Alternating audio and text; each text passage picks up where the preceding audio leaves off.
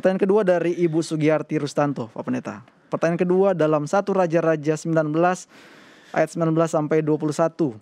Ketika Elisa dipanggil Elia, Elisa bisa menunda panggilannya untuk berpamitan kepada kedua orang tuanya dan teman-temannya. Sedang dalam Matius 8 ayat 18 sampai 22, kenapa Yesus melarang seorang murid berpamitan atau minta izin untuk mengubur ayahnya? Dalam Matius 19 ayat 16, orang muda kaya diberi waktu untuk menjual hartanya. Kan butuh waktu panjang menjual harta dan membagi kepada orang miskin. Kalau sudah baru mengikuti Yesus. Tapi kenapa orang lain gak diberi kesempatan? Mohon penjelasannya Pak Pendeta. Baiklah, terima kasih. Kita lihat dulu tentang orang muda yang kaya. Tadi disebutkan dalam Matius pasal yang ke-19 ya.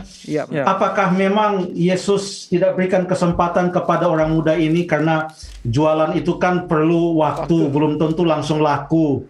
Supaya kasihlah mungkin 1 bulan, 2 bulan saya jual dulu. Tapi apakah itu alasannya? Coba kita baca dalam Matius pasal yang ke-19. Kenapa orang muda itu akhirnya tidak jadi mengikut Yesus? Apakah Yesus tidak mau orang muda itu mengikuti dia? Coba kita baca Matius 19, kita baca dalam ayat yang ke-22. Matius 19 ayat yang ke-22 mengatakan, ketika orang muda itu mendengar perkataan itu, perkataan apa? Jualah segala milikmu, ya.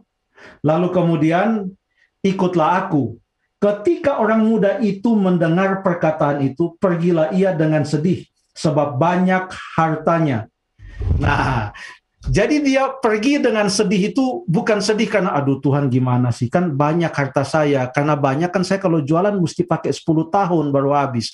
Bukan karena itu dia sedih. Dia sedih oleh karena dia tidak mau melakukan apa yang Tuhan Yesus katakan kepadanya. Tuhan Yesus betul-betul menyelidiki hatinya. Itu adalah kesempatan emas yang dia buang. Padahal belakangan pada waktu Tuhan Yesus bertemu dengan Sakeus, ini kan Tuhan Yesus katakan, juallah segala milikmu. Ini dalam ayat 21.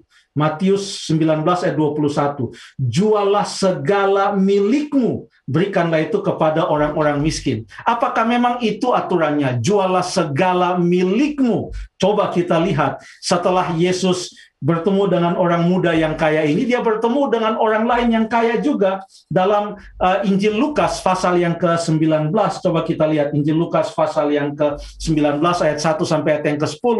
Ini cerita tentang Sakeus. Tadi itu orang muda disebut orang yang kaya. Sakeus juga kaya. Apa buktinya? Disebutkan dalam ayat yang kedua. Di situ ada seorang bernama Sakeus, Lukas 19 ayat 2, kepala pemungut cukai, dan ia seorang yang kaya. Lalu pada waktu Tuhan Yesus panggil dia, turunlah engkau, aku akan menumpang di rumahmu. Lalu waktu banyak orang protes, kenapa Tuhan Yesus mau menumpang di rumah Sakeus? Ini yang Sakeus katakan. Coba kita baca pasal yang ke-19, ayat yang ke-8. Tetapi Sakeus berdiri dan berkata kepada Tuhan, Tuhan, setengah dari milikku akan kuberikan kepada orang miskin. Nah, apa bedanya dengan orang muda tadi? Sakeus hanya katakan setengah dari milikku. Yesus katakan kepada orang muda itu, jualah segala milikmu. Jadi sebenarnya yang Yesus maksudkan itu bukanlah nominal atau semua yang di rumahnya, pakaiannya, sepatunya, kaos kakinya, atau bukunya, kemudian semua yang ada di rumah itu harus dijual. Yesus lagi berbicara tentang mengasihi Tuhan dengan segenap hati. Itulah yang dia katakan dalam Matius pasal yang ke-22. Dan kita tahu akan ayat itu pada waktu ada orang yang bertanya tentang hukum yang terutama. Dia katakan di dalam Matius pasal yang ke-22 ayat yang ke-37, kasihilah Tuhan Allahmu dengan segenap hatimu, segenap jiwamu, dan dengan segenap akal budimu, segenap kekuatanmu. Di sini membuktikan bahwa orang muda yang kaya itu bukan mengenai masalah menjual seluruh hartanya, tapi ia tidak mau mengasihi Tuhan dengan segenap hatinya. Buktinya apa? Sakeus tidak jual semua. Dia hanya berjanji, belum juga dia jual. Dia hanya katakan setengah dari milikku akan kuberikan. Yesus katakan, pada hari ini terjadi keselamatan di rumah ini. Dalam Lukas 19 ayat yang ke-9. Jadi di sini Tuhan Yesus mengetahui hati. Ya, tidak bisa kita bermain kata dengan Yesus.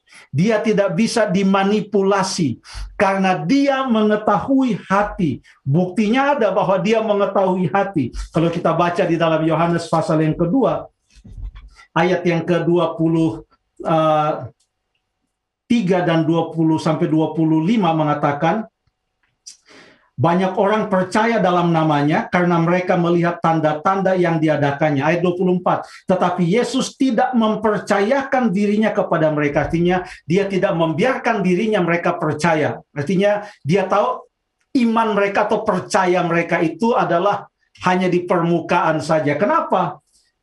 Karena ia mengenal mereka semua. Itu ayat 24 bagian akhir. Ayat 25. Dan mereka karena tidak perlu seorang pun memberikan kesaksian kepadanya tentang manusia, sebab ia tahu apa yang ada dalam hati manusia. Ia tahu apa yang ada di dalam hati manusia.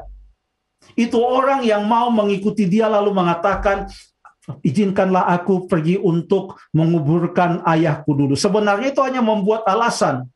Kalau ayahnya memang sudah meninggal, kenapa dia lagi jalan-jalan di sana? Seharusnya dia ada di rumah. Kok dia ada di sana? Sebenarnya yang dia maksudkan, janganlah sekarang.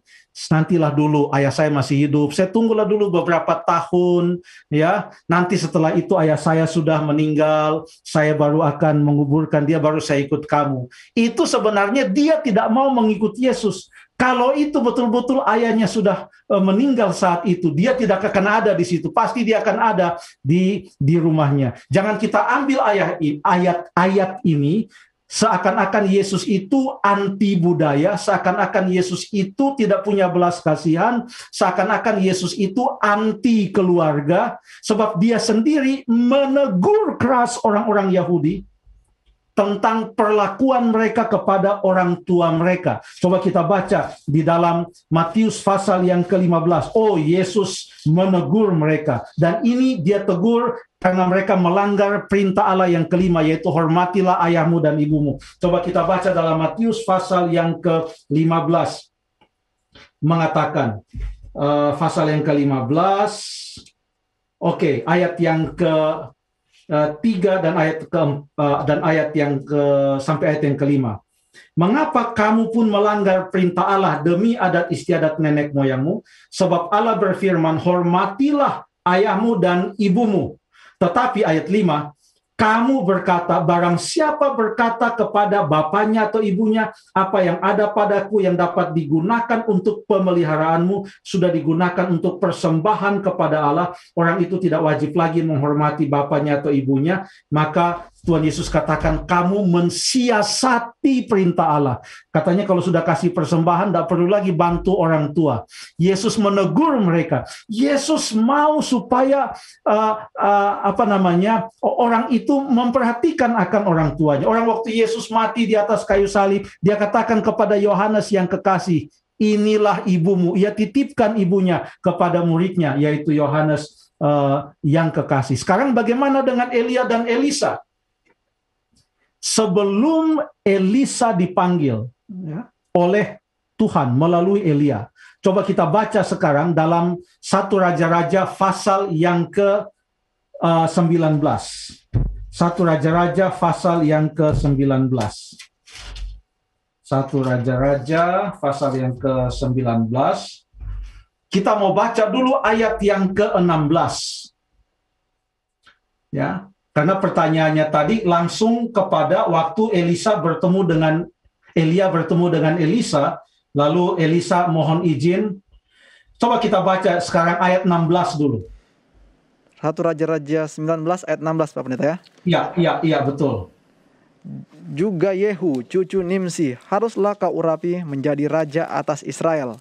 Dan Elisa bin Safat dari Abel Mehola, harus kau urapi menjadi nabi menggantikan engkau. Terima kasih. Jadi Tuhan yang sudah lihat mutu atau kualitas dari Elisa sebelum Elia panggil, Tuhan yang sudah pilih. Jadi waktu Elia bertemu dengan Elisa, itu sudah merupakan penggenapan dari perintah Tuhan saja. Dia panggil, lalu Elisa katakan, apa yang dikatakan oleh Elisa? Biarkan aku mencium, ayat yang ke-20, biarkan aku mencium ayahku dan ibuku dahulu, lalu aku akan mengikuti engkau. Dia hanya minta, dia mau mencium ayahnya dan ibunya. Oh, sungguh dramatis ya, mencium ayahnya dan ibunya sebelum aku mengikuti engkau. Lalu jawabnya, baiklah, pulang dahulu dan ingatlah apa yang telah kuperbuat kepadamu. Ayat 21 ini luar biasa. Apa dalam ayat 21? Lalu berbaliklah ia daripada Elia, ia mengambil pasangan lembu, karena dia sedang membajak waktu itu, ia mengambil pasangan lembu itu dan menyembelihnya dan memasak dagingnya. Kayu apinya adalah bajak lembu itu, bajak lembu sebagai kayu api. Ia memberikan daging itu kepada orang-orangnya, kemudian makanlah mereka, sesudah itu bersiaplah ia, lalu mengikuti Elia. Apa yang dia lakukan? Artinya dia mengatakan selamat tinggal kepada pekerjaan membajak sawah. Karena lembunya dia sembelih dan dimasak dengan menggunakan bajaknya sebagai kayu api. Tidak ada yang tersisa. Ini artinya komitmen total. Coba bandingkan dengan orang muda itu.